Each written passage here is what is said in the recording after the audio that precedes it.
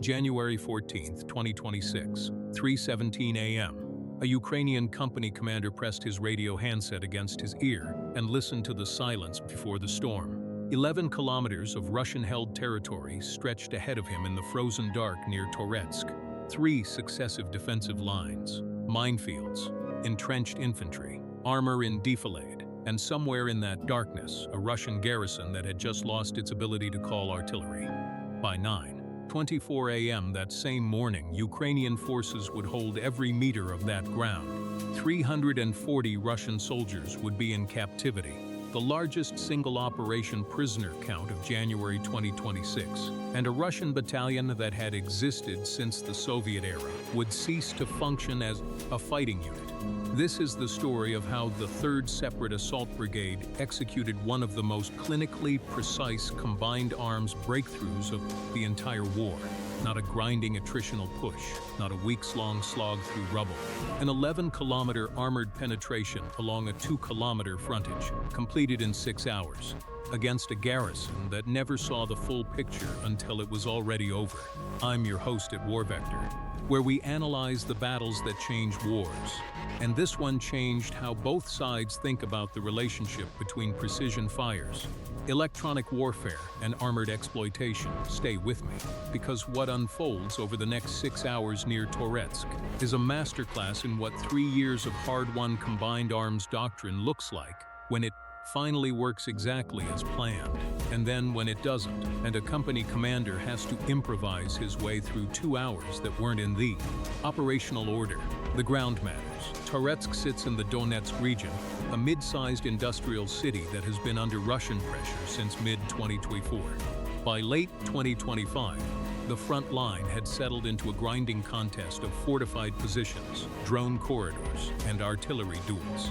Russian forces had spent months building layered defenses, 3 distinct belts running roughly northwest to southeast, each anchored by prepared fighting positions, anti-tank ditches, and dense minefield belts. Satellite imagery analyzed by Ukrainian intelligence in December 2025 revealed the architecture of the Russian defensive system with unusual clarity. The positions were deep, they were mutually supporting, and they were, on paper, designed to absorb exactly the kind of assault the 3rd Brigade was planning. What Ukrainian intelligence also identified, and this is the detail that made the entire operation possible, was a single critical vulnerability threading through all 3 defensive lines. The Russian garrison's indirect fire coordination ran through a forward ammunition node located approximately 4 kilometers behind the 1st defensive belt. This node served as the logistical hub for the artillery units supporting all 3 lines simultaneously. It was the nervous system of the Russian fire support network in this sector. And by January 2026, it had been under Ukrainian HIMARS targeting study for 11 days. The 3rd Separate Assault Brigade is not a conventional Ukrainian mechanized unit. Formed from volunteer assault infantry in the early stages of the war, and progressively equipped and retrained with Western doctrinal influence, it had by 2026 evolved into one of the Ukrainian Army's most capable combined arms formations. Its personnel had absorbed lessons from Bakhmut, from the Kharkiv counter-offensive, from hundreds of smaller engagements that never made international headlines but shaped doctrine at the company and battalion level. By January 2026, the brigade's assault companies were operating with a level of tactical sophistication that would have been unrecognizable from their origins 3 years earlier. For the Toretsk operation, designated internally as Operation Granite Edge, the brigade committed 3 mechanized assault companies, 2 equipped with American-supplied M2 Bradley infantry fighting vehicles, and 1 with Ukrainian modified BMP-2s carrying additional anti-drone countermeasures. Supporting the assault force was a dedicated drone reconnaissance platoon operating DJI Matrice series surveillance drones and Ukrainian-developed Lelika 100 fixed-wing observation platforms. an electronic warfare section equipped with truck-mounted jamming systems, capable of suppressing FPV drone frequencies across a rolling corridor ahead of the advance, provided critical protection against the Russian drone threat, and 2 engineer platoons tasked specifically with minefield breaching would be the sharp edge that opened the lanes for the Bradleys.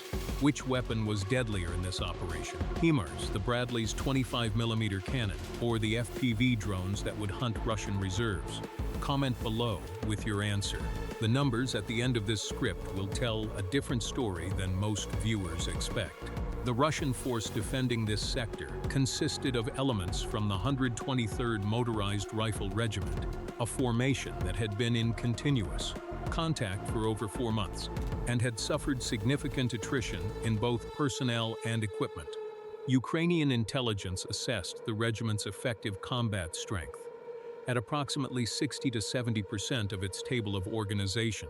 The first defensive belt was held by 2 rifle companies reinforced with machine gun teams and anti-tank guided missile systems. The second belt, approximately 1.8 kilometers behind the first, held the regiment's reserve company and its attached armor, 4 T-72B3 tanks and 6 BMP-2 infantry fighting vehicles. The third belt, another kilometer behind the second, contained the regimental command post, logistics elements, and the tube artillery battery that provided most of the sector's direct fire support. The ammunition node, the target of the HIMARS strike that would make everything else possible, sat 400 meters behind the third belt. It was stocked with artillery rounds, mortar ammunition, and guided anti-tank missiles. Satellite imagery from January 12th showed 12 supply vehicles parked at the node and 2 ammunition storage bunkers that had been under construction for 6 weeks. The Russians had been building up for a sustained defensive fight. They had stockpiled for a siege. And on January 13th, Ukrainian HIMARS crews registered coordinates on every vehicle, every bunker, and every approach road. Here's what most analysts miss about the opening hours of this operation. The HIMARS strike that destroyed the ammunition node was not the first move. It was the third. The first move happened 48 hours earlier, on January 12th, when Ukrainian electronic warfare teams began a systematic mapping exercise of Russian FPV drone frequencies across the entire Toretsk sector. This wasn't jamming, it was surveillance. Ukrainian operators used passive receivers to catalog exactly which frequencies the Russian drone operators were using, which relay stations they were bouncing signals through, and what their typical operational windows were. By the evening of January 13th, the Ukrainian EW section had a complete picture of the Russian drone threat profile. They knew when Russian drone operators were active. They knew which frequencies to jam, and they knew the one window between approximately 3:00 a.m. and 5:30 a.m., when Russian drone activity historically dropped to its lowest level, constrained by operator fatigue and the difficulty of thermal imaging in pre-dawn ground temperature inversions. The second move was the drone reconnaissance surge. Beginning at 11 p.m. on January 13th, the brigade's Leleka 100 fixed-wing observation platforms began flying continuous circuits over the 3 defensive belts, feeding real-time imagery to the brigade intelligence cell. By 1 a.m. on January 14th, Ukrainian analysts had confirmed the positions of all 4 Russian T-72 tanks, the locations of anti-tank missile teams, the exact routing of internal communications cables that ran between the defensive belts, and, critically, the fact that the Russian garrison had not shifted to a heightened alert posture. The garrison was at routine readiness. Its soldiers were sleeping in rotation. Its command post was operating with a skeleton night watch. The 123rd Motorized Rifle Regiment was not expecting an attack that night. The third move, the HIMARS strike, came at 3:04 a.m. on January 14th. 2 M142 HIMARS launchers, positioned in concealed firing positions approximately 38 kilometers behind the Ukrainian line of contact, received the fire mission simultaneously. Each launcher carried 6 M31A1 unitary GMRS rockets, precision-guided munitions with a range exceeding 85 kilometers and a circular error probable of under 5 meters. The fire mission called for a 12-rocket salvo against 4 targets: the 2 ammunition storage bunkers, the fuel depot adjacent to the node, and the mobile command vehicle that served as the fire direction center for the node's security element. All 4 targets were pre-registered with confirmed grid coordinates. All 4 had been under continuous surveillance for 72 hours. The rockets were in the air for 47 seconds. At 3:05 a.m., both ammunition storage bunkers detonated in a secondary explosion chain that was visible to Ukrainian reconnaissance aircraft flying at 8,000 feet, 12 kilometers away. The fuel depot ignited. The command vehicle was struck directly, and the 123rd Regiment's ability to call coordinated indirect fire, the artillery and mortar support that would have broken any assault force attacking into prepared positions, disappeared in under a minute. The reaction inside Russian command channels was immediate and revealing. Intercepted communications, partially declassified by Ukrainian military intelligence in April 2026, showed the regimental operations officer repeatedly attempting to reach the artillery battery's fire direction center for the first 22 minutes after the strike.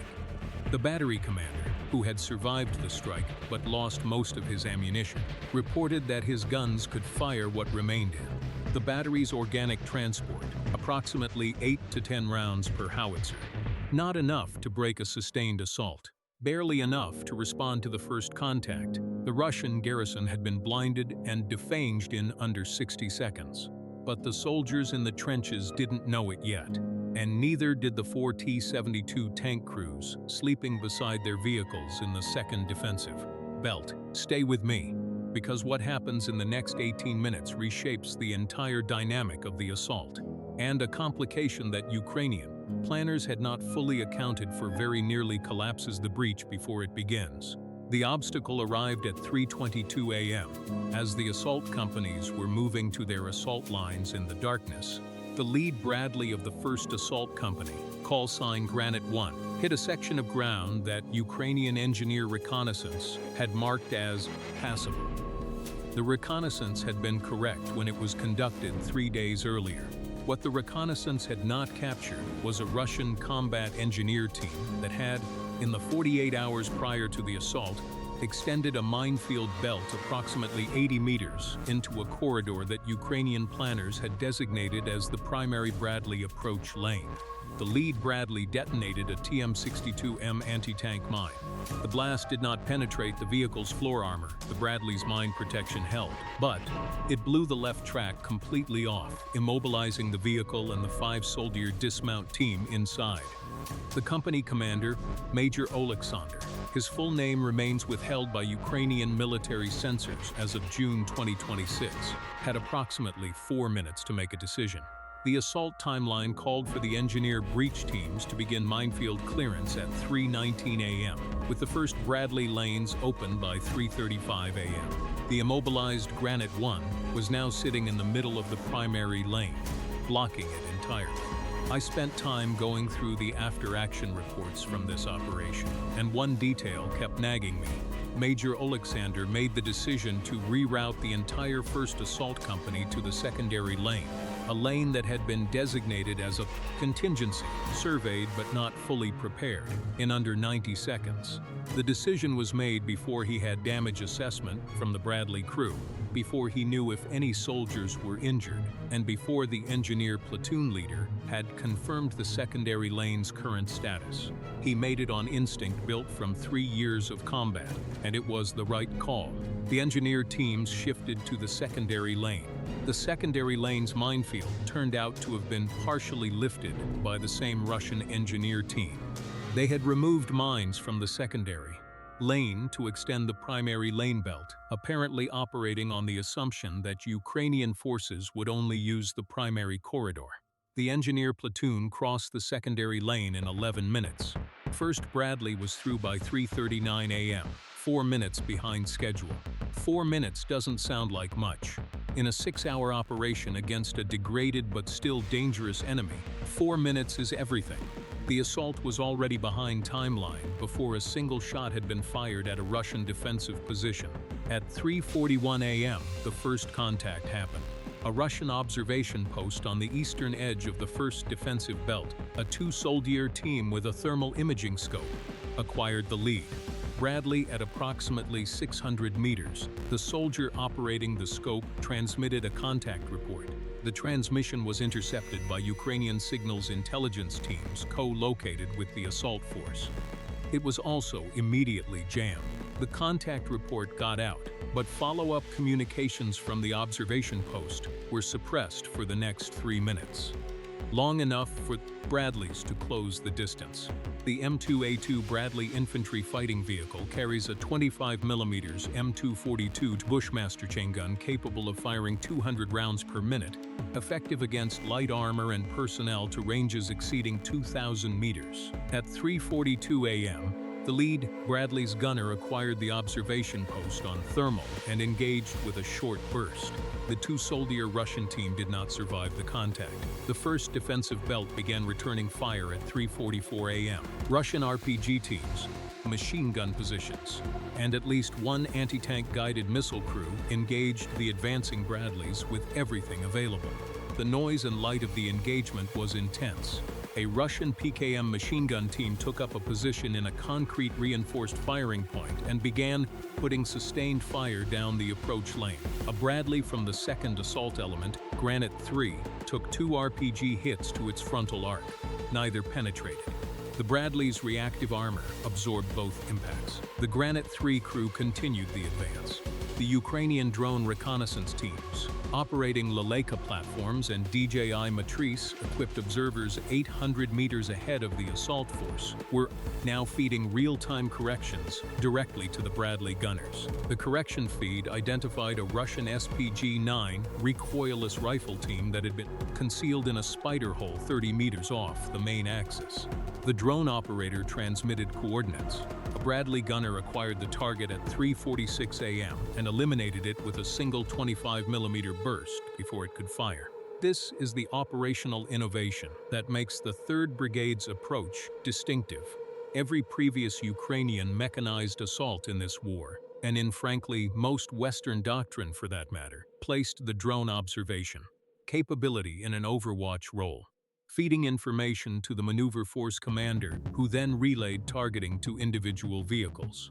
The 3rd Brigade had spent 18 months developing a system where drone operators communicated directly with individual vehicle crews via encrypted digital datalinks, cutting the targeting cycle from the roughly 90 seconds of the traditional relay chain to under 15 seconds. 15 seconds is the difference between a disabled Bradley and a destroyed SPG-9 team. How many vehicles did Ukraine destroy or capture during this 6-hour breakthrough operation? Pause for a second and think about it. We'll give you the exact count and the breakdown by type at the end of this video.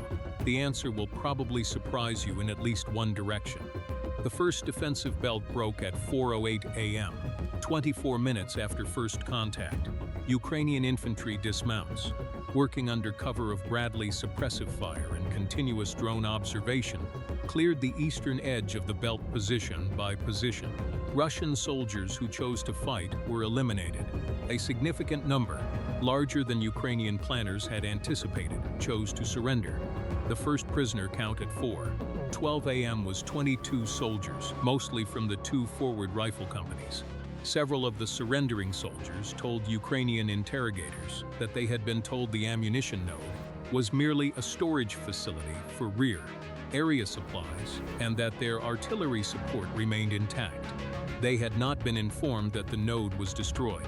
They had been fighting for nearly 30 minutes under the assumption that indirect fire support was minutes away. It was not.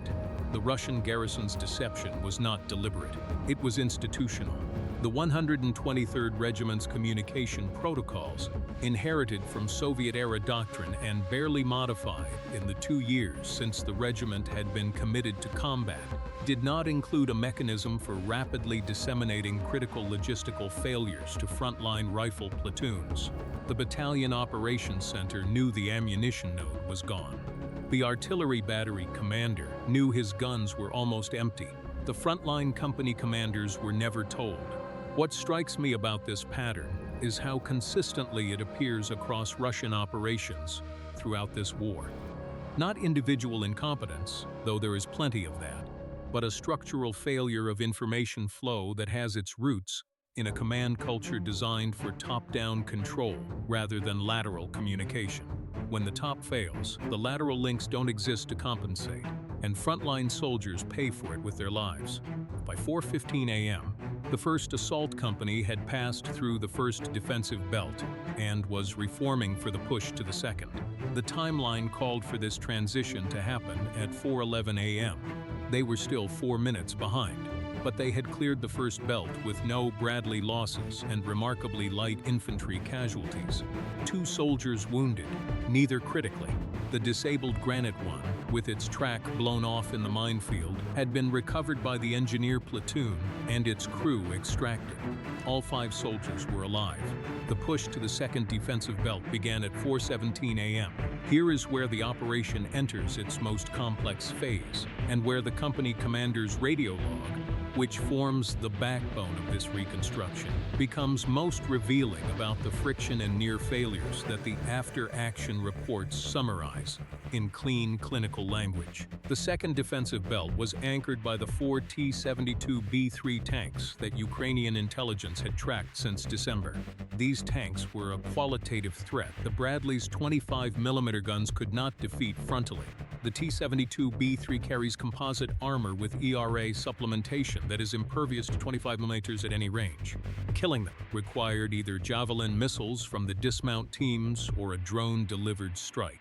The plan called for Ukrainian drone operators to hit the tanks with FPV drones before the Bradleys closed to within 1, keeping the armor outside the envelope where the T-72's 125mm main guns could reliably engage. The electronic warfare section began rolling suppression of Russian FPV frequencies at 4:00 a.m., a moving jamming corridor that protected the assault force by preventing Russian drone operators from flying their own FPV systems within approximately 800 meters of the Ukrainian advance. But rolling suppression has a critical limitation. It also suppresses Ukrainian FPV systems operating in the same frequency range.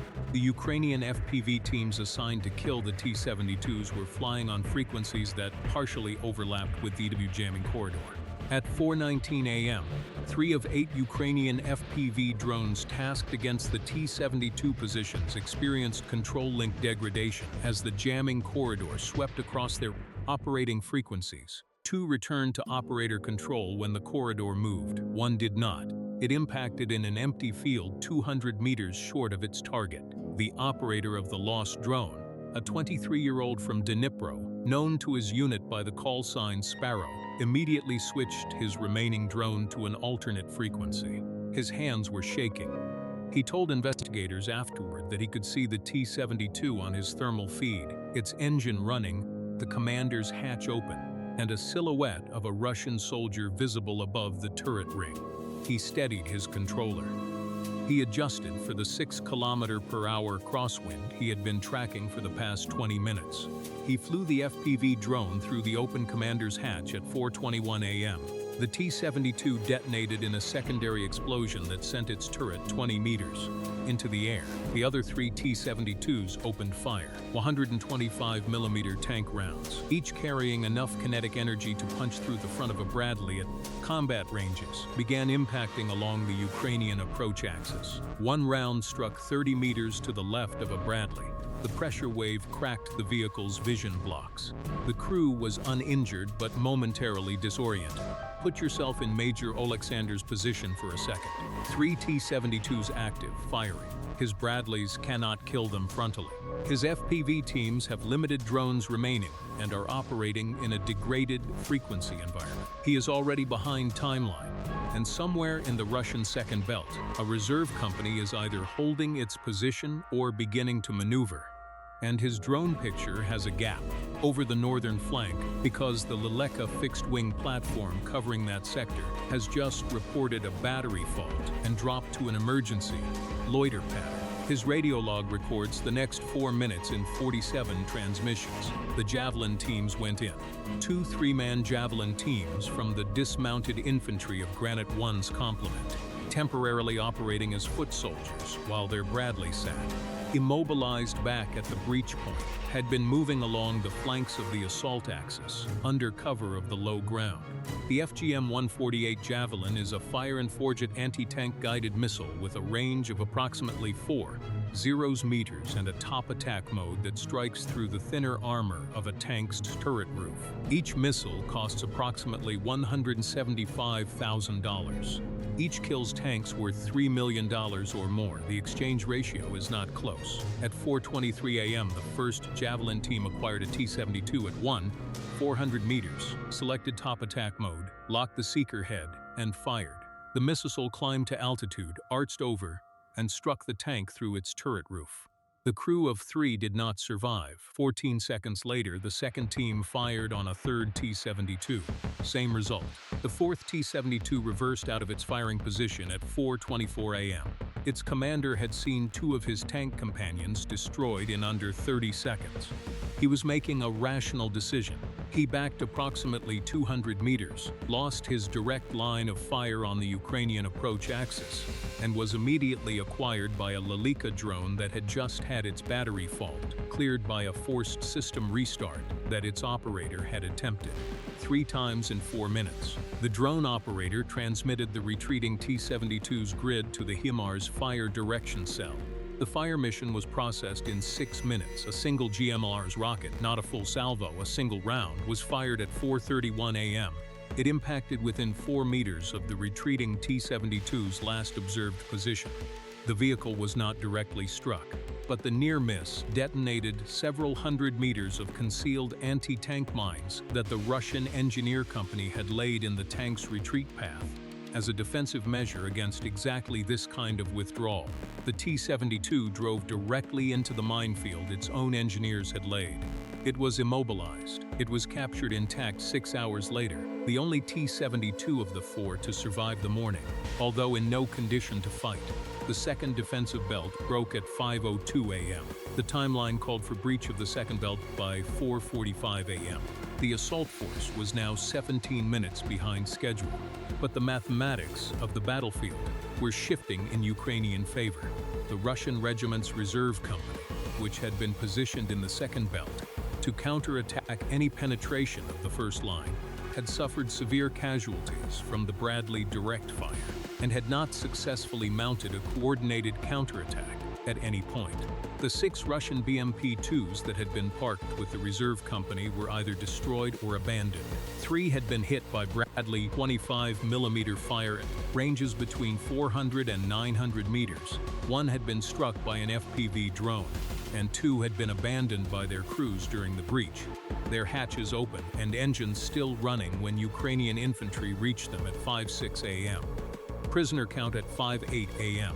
89 Russian soldiers in Ukrainian custody. At this point, the most dangerous phase of the entire operation was approaching. The Russian battalion reserve, not the regimental reserve company that had just been broken, but a fresh motorized rifle company mounted in trucks and transported from a staging area approximately 12 kilometers behind the front, had been alerted at 3:45 a.m. when the observation post's contact report got through before the jamming suppressed it. They had been moving for over an hour. Ukrainian drone reconnaissance had been tracking their truck column since 4:30 a.m. There were 19 vehicles in the column. Trucks, a single BMP-3, and what appeared to be a mobile mortar system, approximately 180 soldiers, moving toward the breakthrough point at a speed suggesting urgency but not tactical dispersion. They were driving road column, not tactical formation, a company strength force moving in a road march formation toward a pre-registered fire grid. Subscribe to War Vector if you want to understand how modern warfare actually works. because what happens to this truck column in the next 4 minutes is the single most consequential moment of the entire Toretsk breakthrough, and most coverage of this operation has focused entirely on the tank battles in the second defensive belt, while barely mentioning what stopped the reserves. The HIMARS fire mission against the truck column had been pre-planned as a contingency. Ukrainian operational planners, working from intelligence assessments that correctly identified the battalion reserve's staging area and estimated its response time, had registered a series of grid squares along the most likely reserve route of march. Not a single point target, a corridor of registered fires along a 12-kilometer stretch of road. When Ukrainian drone reconnaissance confirmed the column's actual route at 4:47 a.m., the fire direction cell already had grid data for the specific stretch of road the column was using. They needed only to select the correct pre-registered grids. The HIMARS volley fired at 5:11 a.m. consisted of 6 M30A1 rockets carrying the alternative warhead, a pattern of tungsten balls that covers a kill area approximately the size of a football field per warhead. Against a column of soft-skinned trucks on an open road, the effect was catastrophic. All 6 rockets impacted within a 30-second window, walking down the column from front to rear. Drone footage captured and subsequently released by the Ukrainian General Staff showed the column in motion, then in seconds, a series of expanding fireballs moving down the line of vehicles. 14 of 19 vehicles were destroyed or mission killed in the strike. The BMP-3 survived and returned fire with its 30mm autocannon at estimated drone positions, hitting nothing as the surveillance platforms were operating above its effective engagement altitude. The mortar system was destroyed. Ukrainian sources estimate the battalion reserve suffered between 80 and 110 casualties in the strike, with the survivors dispersing into fields on either side of the road. They would not reach the breakthrough point as a coherent unit. The few dozen soldiers who survived and attempted to continue on foot were subsequently engaged by a Ukrainian forward security element and forced to surrender. By 5:15 a.m., the Russian battalion reserve no longer existed as a fighting force. The road to the 3rd defensive belt was open. I'll say something here that will probably draw some criticism. Russian battalion reserve's destruction was not a display of tactical brilliance on the Ukrainian side. It was a systemic failure on the Russian side so fundamental that it borders on criminal negligence toward their own soldiers. Moving 180 men in a road march column along a route that had been under enemy drone surveillance for over an hour, without attempting dispersion, without requesting or receiving air cover, without even varying the route from the most direct path between their staging area and the breakthrough point. These are not mistakes born of confusion in the fog of war. These are the choices of officers who have internalized a command culture that values speed of response over basic force protection, who have been trained to prioritize the timeline of the order over the survivability of the unit executing it. The soldiers in those trucks deserved better leadership than they received. The institutional failures that sent them driving into a pre-registered HIMARS grid are not unique to this column. They are characteristic of how the Russian military has mismanaged its human capital throughout. Major Alexander received the report of the HIMARS strike at 5:14 a.m. His response, recorded in the radio log, was a single transmission: continue the advance. The 3rd defensive belt was reached at 5:38 a.m. The regimental command post knew the first 2 defensive belts had collapsed. The deputy regimental commander, whose name appears in Ukrainian intelligence files as Lieutenant Colonel Sergei V, had been trying to coordinate a coherent response for over 2 hours. He had no reserve company. His ammunition supply was destroyed. His artillery battery had 8 rounds remaining per gun. His battalion reserve was gone. He had 2 rifle companies in the 3rd belt, 1 tube artillery battery, and a handful of anti-tank missile teams, against 3 assault companies of Bradleys and dismounted infantry with drone, reconnaissance and HIMARS on call.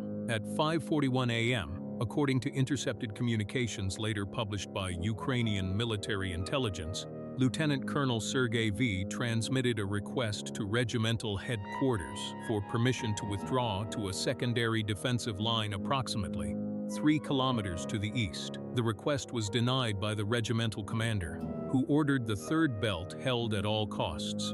The soldiers holding the third belt would pay for that order. Ukrainian electronic warfare teams had been tracking the Russian regimental command frequency since the operation began. The denial of the withdrawal request was heard in real time by Ukrainian signals intelligence operators located with the assault force. The information was passed to Major Oleksandr within 2 minutes. He now knew the Russian third belt had been ordered to hold, that no further reserves were coming, and that the garrison's command structure was still attempting to exercise top-down control over a situation it had lost effective visibility of over an hour ago. He adjusted his assault plan. Standard doctrine for breaching a third defensive position after taking the first two would call for a pause, a consolidation of the assault force, a fresh reconnaissance of the third line, and a deliberate attack. This approach takes time. It is methodical. It is the correct approach under most circumstances, and it is what the operational plan called for. Major Oleksandr had 22 minutes of scheduled pause before the deliberate assault was supposed to begin. He discarded the pause. His reasoning, as articulated in the post-operation debrief, was specific. The Russian Third Belt's garrison had been watching the second belt collapse in real time. They had heard the explosions, seen the drone footage on their own reconnaissance systems, lost communication with units on their left and right. Their morale was degraded. Their command had just ordered them to die in place, giving them 22 minutes of relative calm before the assault would allow their NCOs and junior officers to stabilize the position, redistribute ammunition, and reorganize defensive fires.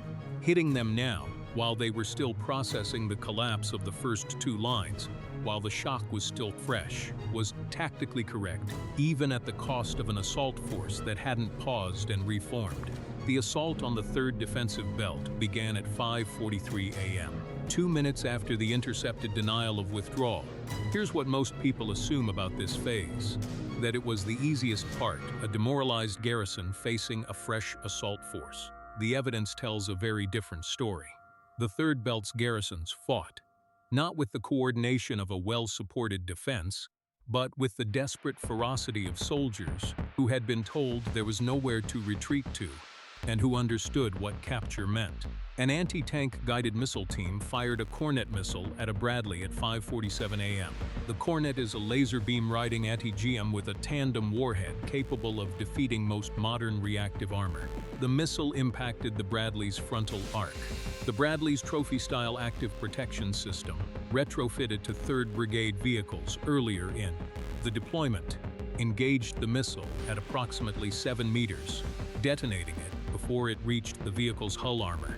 The Bradley crew was unhurt. The vehicle remained combat effective. Trophy active protection systems had been retrofitted to only 40% of 3rd Brigade's Bradley fleet as of January 2026. The supply of APS kits had not kept pace with demand. The specific Bradley that was targeted happened to be one of the 40%. Whether this was planning or luck, Major Oleksandr could not say in his debrief. A detail that stuck with me in reading through the after-action material: the sergeant commanding the Ukrainian infantry section that cleared the regimental command post bunker found a Russian tactical map still spread on the operations table, weighted down with a coffee mug. The map showed the 3 defensive belts in blue, the Ukrainian positions in red, and in the margin, in what Ukrainian intelligence assessed as Lieutenant Colonel Sergei V's handwriting, a note that translated roughly as resupply plus 4 hours. Written sometime in the past 12 hours, clearly anticipating a resupply that would never come. The coffee mug was still warm. By 6:18 a.m., the 3rd Defensive Belt was in Ukrainian hands. Lieutenant Colonel Sergei V was taken prisoner at 6:22 a.m., found in a communications trench connecting the command post to the nearest rifle platoon position. He was unarmed and had apparently been attempting to reach frontline soldiers to coordinate the defense in person when the Ukrainian infantry reached his position. He offered no resistance. He was the highest-ranking Russian officer captured in the Toretsk sector since operations began. Total prisoners at 6:22 a.m., 281. The consolidation phase, where the assault force secures captured terrain, establishes defensive positions, and prepares for the expected Russian counterattack, occupied the remainder of the morning. Ukrainian forces used captured Russian fighting positions, reversing them to face east. Engineer teams cleared routes through the captured minefields to allow resupply and reinforcement. The drone reconnaissance platoon established an observation screen approximately 3 kilometers ahead of the new Ukrainian line, watching for any Russian attempt to organize a counterattack. The counterattack came at 11:47 a.m. A 4-company motorized rifle force supported by 2 T-80 BVM tanks that had been repositioned from an adjacent sector. Ukrainian HIMARS struck the forming up point at 11:22 a.m., 25 minutes before the attack was scheduled to launch, on the basis of drone observation of the Russian assembly area. Both T-80s were damaged in the strike. One was mobility killed and abandoned by its crew. The second limped back to Russian lines with damaged running gear. The infantry companies dispersed under the rocket fire and did not reassemble as a coherent attacking force. Final prisoner count as of 3:00 p.m. on January 14th, 340 soldiers. As assessed by the Ukrainian General Staff, this represented the majority of effective combat personnel from all 3 Russian defensive belts combined. The remainder were accounted for as casualties of varying severity. 11 kilometers of territory returned to Ukrainian control, completed in 6 hours and 4 minutes from the moment the assault companies crossed the line of departure. 3 Russian defensive belts, a battalion reserve, and a regimental command post, against an assault force that began the day 4 minutes behind schedule with an immobilized lead vehicle and a gap in its drone coverage. Here's the part that doesn't make sense on the surface. How does a brigade-sized assault force achieve this kind of result against what was, on paper, a well-prepared multi-layered defense? The Russian position near Toretsk had been constructed over months. It had depth. It had mutual support. It had combined arms assets. It should have been able to absorb a penetration attempt and channel attacking forces into prepared kill zones. The answer lies in timing and sequencing, not in firepower alone. The HIMARS strike that destroyed the ammunition node was not, by itself, decisive. Ukrainian forces had conducted similar strikes throughout 2025 without achieving equivalent results. What made January 14th different was the precision with which the Fires Maneuver electronic warfare integration was executed. The sequence was designed not to destroy Russian combat power, but to degrade Russian decision-making. Destroying the ammunition node didn't just remove fire support. It created uncertainty throughout the Russian command chain about what support remained available. Jamming Russian FPV frequencies didn't just protect Ukrainian vehicles. It prevented Russian commanders from getting a real-time, battlefield picture of the assault's progress. Intercepting the withdrawal denial and moving immediately against the third belt didn't just exploit a tactical opportunity. It exploited the gap between what Russian command believed and what was actually happening on the ground.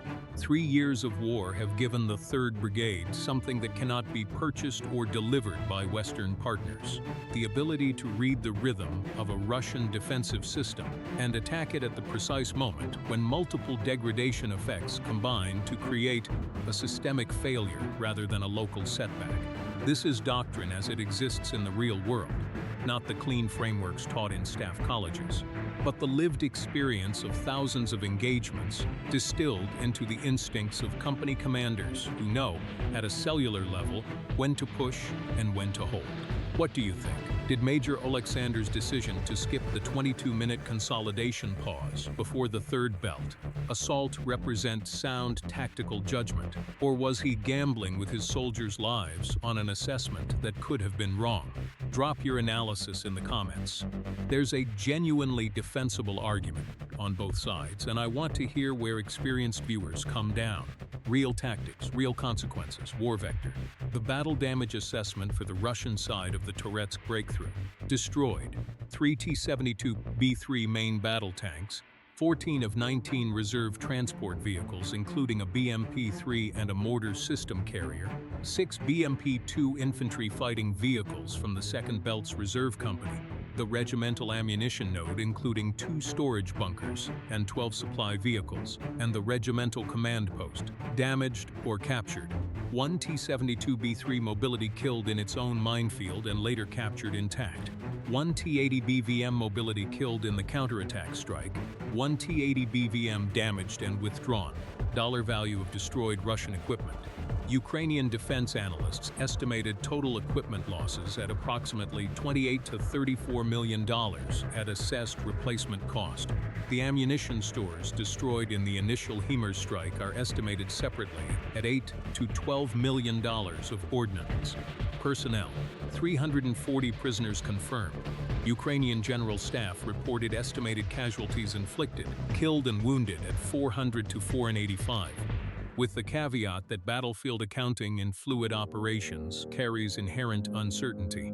The battalion reserve strike alone accounts for the majority of fatality estimates, given the nature of the HIMARS alternative warhead against unprotected transport vehicles. Ukrainian losses for the operation: 2 soldiers wounded in the first belt assault, both returned to duty within 72 hours.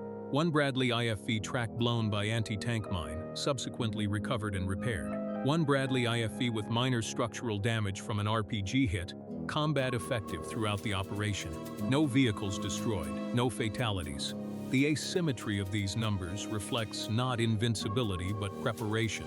The Ukrainian force that crossed the line of departure at 3:41 a.m. on January 14th had spent 11 days on intelligence preparation, 48 hours on electronic surveillance, and a planning cycle that had been refined and re-refined through iterative wargaming at the brigade intelligence cell. Every contingency, including the minefield tension, including the FPV frequency degradation, including the gap in the Laleka coverage, had not been perfectly predicted, but had been anticipated as a class of problem requiring a type of response. When the obstacle appeared, the response framework was already there. The company commander didn't have to think from zero. He had to select from a range of pre-planned options. This is the doctrine lesson that transcends this specific battle. Ukraine doesn't just use weapons. Ukraine invents new ways to fight. And increasingly, those new ways are not primarily about hardware. They are about the compression of decision cycles to a speed that Russian command structures cannot match. The Toretsk breakthrough was classified for approximately 3 months after it occurred.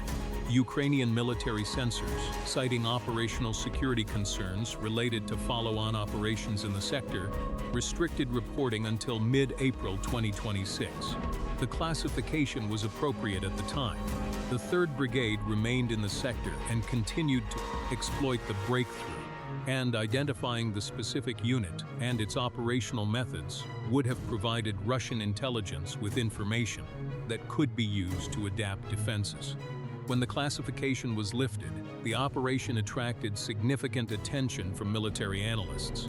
The combination of results: 11 kilometers, 6 hours, 340 prisoners, 0 Ukrainian fatalities was exceptional by any metric of modern combined arms warfare. But the most important lesson the battle teaches is also the subtlest, and it gets lost in coverage that focuses on the dramatic moments. The exploding T-72 turret, the truck column caught by HIMARS, the command post bunker with the coffee mug still warm. The lesson is about the primacy of the intelligence fire's maneuver integration cycle over any individual component. The HIMARS strike was decisive, but only because it was preceded by 11 days of intelligence preparation. The Bradley assault was successful, but only because the electronic warfare section had mapped Russian drone frequencies for 48 hours beforehand. The drone reconnaissance teams were invaluable, but only because the brigade had spent 18 months developing the direct targeting data link that cut their cycle time from 90 seconds to 15. Remove any single component of this system, and the operation likely fails. It succeeds because all components were integrated into a single decision cycle faster than the Russian command system could process and respond. Will we see more operations like this in 2026 as Ukrainian forces continue to refine this doctrine, or has the element of surprise been spent? Comment yes if you think this model scales to other sectors. No if you think Russian forces will adapt faster than Ukrainian brigades can replicate this approach across the front. The answers to the engagement challenges posed earlier in this video, on the question of which weapon system was deadliest in this operation. The answer is HIMARS, but perhaps not for the reason most viewers expected. The direct kills attributed to HIMARS, the ammunition node, the truck column, the forming up point strike, account for the majority of Russian casualties. But the deeper lethality of the HIMARS strike on the ammunition node was informational, not kinetic. It removed the Russian garrison's confidence that artillery support was available, and that uncertainty propagated through the defensive system for the entire duration of the assault. An enemy that doesn't know what support it has fights below its capability. Kinetic destruction plus informational degradation is a force multiplier that cannot be captured in any single weapon's comparison. On the question of vehicle count, Ukrainian forces destroyed or captured 31 vehicles of all types during the operation and immediate counterattack. Response. The answer among options presented was B. 38 was the closest to the actual number. If you include the 31 destroyed or captured during the primary operation, plus the 7 additional vehicles destroyed or abandoned during the aborted Russian counterattack at 11:47 a.m., the total reaches 38. Most viewers who selected A23 were likely thinking of primary belt and reserve column losses only. Most viewers who selected C50 may have been surprised that the number was that achievable. But remember, the Russian defensive garrison was severely under strength relative to its table of organization. A fully manned regiment at combat readiness would have fielded significantly more armor. 3 questions to close this analysis. Was Major Alexander's decision to attack the 3rd defensive belt without the planned 22-minute consolidation pause the right choice? Tactically, the results vindicated. But the right choice that worked is not necessarily better doctrine than the right choice that might have failed against a more resilient garrison. The analysis should not be purely outcome-based. Could the Russian 123rd Motorized Rifle Regiment have prevented this outcome with the resources available? The answer requires distinguishing between what the regiment's officers could control and what they could not. They could not replace the ammunition node once it was destroyed. They could not generate reserves that didn't exist. But the failure to inform frontline soldiers that artillery support was unavailable, the failure to disperse the battalion reserve column, and the denial of the withdrawal request from the 3rd belt, these were choices made by identifiable individuals at identifiable moments. Whether those choices were constrained by the institutional culture above them or genuinely free choices made badly is the question that Russian military reform, if it ever comes, will have to answer. What would you have done differently in the position of the Russian regimental commander at 3:05 a.m. when the ammunition node went up and the first contact reports were coming in from the observation posts? The resources available to him were fixed. The time was fixed. The question is whether there was a decision sequence, a different allocation of what remained that could have altered the outcome. Drop your analysis. We read every comment on War Vector.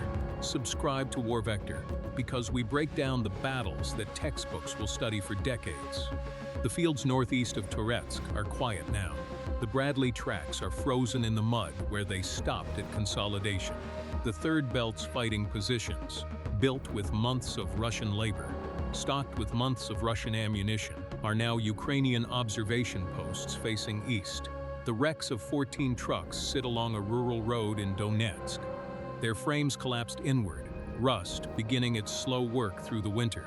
A T-72 turret lies in a field 200 meters from where the tank itself rests, both objects now permanent features of a landscape that will carry their presence for decades. Real tactics, real consequences.